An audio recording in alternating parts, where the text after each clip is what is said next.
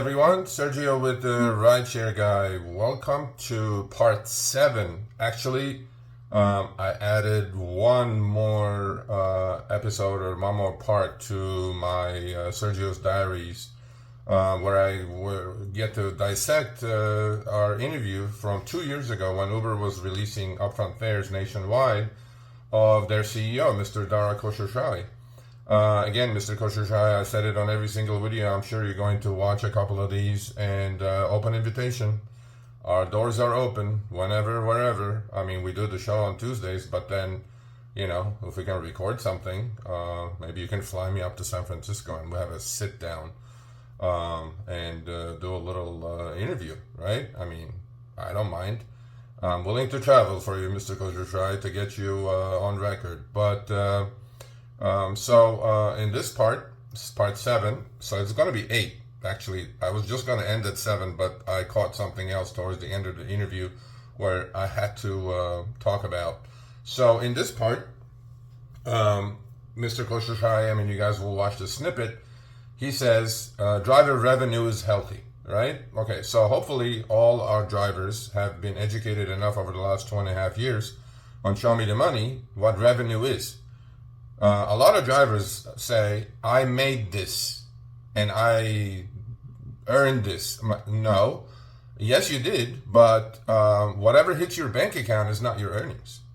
That's your gross earnings. Actually, that's your gross revenue. So from the gross revenue, you have to deduct your expenses. What are expenses? We have fixed costs, we have variable costs such as gasoline, and we know what has happened to maintenance. We know what has happened to all of these costs, right? And we extensively have talked about this on Show Me the Money. So that's why we try to educate the driver base for them to understand what their cost per mile is.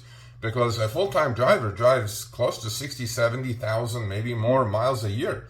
So you have to understand what the cost is. And you can't also just go with the IRS deduction of 67 cents. You do that when you're doing your taxes. But you cannot do that to figure out your daily net profit, right? So in this snippet, Mr. Khosrowshahi says, driver revenue is healthy. Well, again, please leave a thumbs up and leave a comment. Do you agree or disagree? Has your revenue increased over the past 2.5 years almost when they release upfront fares compared to what you had in your city, which was a rate card, which was you were getting paid for time and distance? Has it increased? Has your revenue increased, right? Because we know what has happened to our costs. Our costs have skyrocketed because as independent contractors, we are responsible to take care of the cars, maintain the cars, buy gas, buy insurance, all these things. And all these costs, even according to the government, which I think very, very conservative, they have gone up 40% in the last 3 years. Well, have your earnings gone up? I mean, just to keep pace with inflation, your earnings should have gone up 40%. This is where the transparency issue, Mr. Khosrowshahi, comes into play. He says, we have admittedly raised fares on the riders, and he said in the snippet you guys watched, maybe you guys will agree. If you agree, send me an email, sergio@therideshareguy.com. He said, we have passed along all those increases to the drivers and more. What about, inflation, other expenses? I think one thing that's sort of been on, gas is very popular to talk about because the prices go up and down. We've been hearing from a lot of drivers who, say, when they go in to get their car repaired, right? Or these other sort of miscellaneous expenses and even just personal expenses. I'm curious, right? Like we talked before about, sort of how much drivers are earning. It's come down, a bit over the past 2 months, but costs are going up. So are drivers, expected to make less going into the future? Or, what does Uber think about, I guess, that expense piece, right? Because you see a lot of businesses across the board raising prices to account for that. And Uber may be doing that, but if we don't use that per mile and per minute, it's sort of hard for drivers to know, right? Yeah, there's no question that the driver revenue is healthy compared to where it has been historically, and prices have increased for an Uber ride, and that has been passed along and more to drivers, which is totally appropriate based on the environment. We are working on, because a driver is essentially small business owner, and there's the revenue and then there's the cost, and ultimately it's about the profit, your take-home profit. So we do have partnerships now with repair shops, auto repair, spare tires, etc. And we will continue to work on making sure that those deals are better than ever. We wanted to focus our efforts on gas because that has been the most alarming increase. But you should expect us to come back to you with more discount, with more merchants, especially as it relates to costs that are directly related to driving. Mr. Khosrowshahi, how can you say that when I listen to every single one of your earnings reports? The cost for you, the major costs outside your 33,000 employees, these are actual employees, right? Outside that, we are the cost. Uber looks at the driver as cost. That's why they're trying to replace us with autonomous vehicles. They tried until they killed that person in Arizona and sold the goods, right? And now they're in bed with Waymo, who they sued each other before this. But that's not the topic. The topic is Mr. Khosrowshahi is saying that the increases that the riders are experiencing over the last 3 years to the tune of 60-70%. These are not my numbers. You can go to Yipit Data and receive those numbers. They have all the numbers. That he says it's been passed along, so it should cover the 40% inflation that we have experienced, according to the government, over the last 3-4 years of our car expenses, right? Because that's an important issue. I mean, our earnings under upfront fares kept pace with inflation in the country.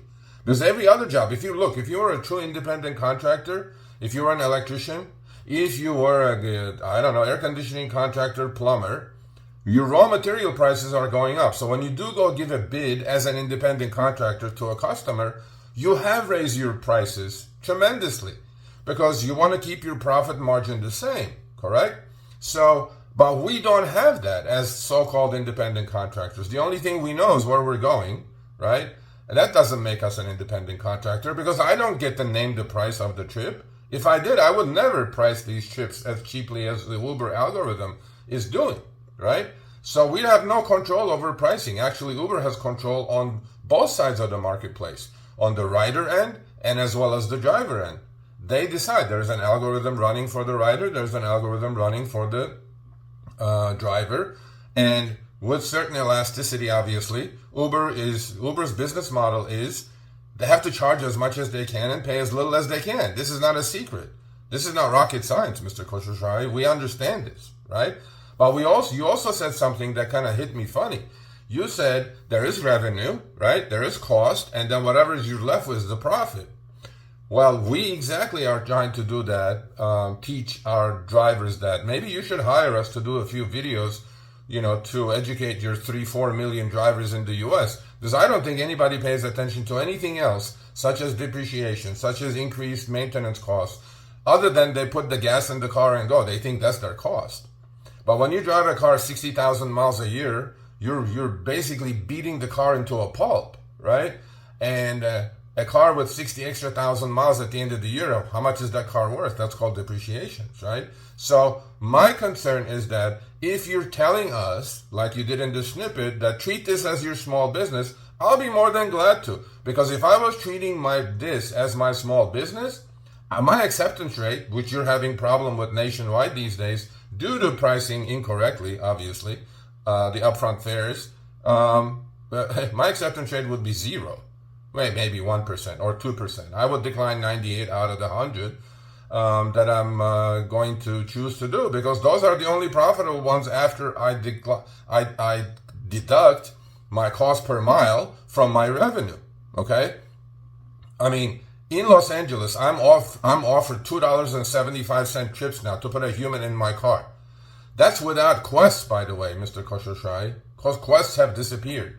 Surge has disappeared because of oversaturated marketplaces and illegal accounts and illegals driving on your platform.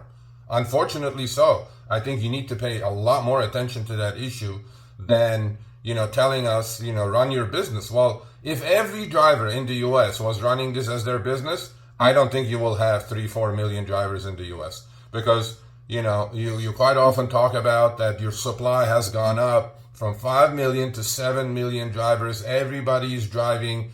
They're not driving because this is such a lucrative thing to do, Mr. Khosrowshahi. They're driving because of macroeconomic conditions. And those conditions are hurting our bottom line because unlike what you said in that snippet, you did not pass 70% or 60% of the fare increases you presented over the last 3-4 years to the rider. You did not pass all that 60-70%. If you did all of it and more, like you mentioned, we wouldn't be complaining here, right?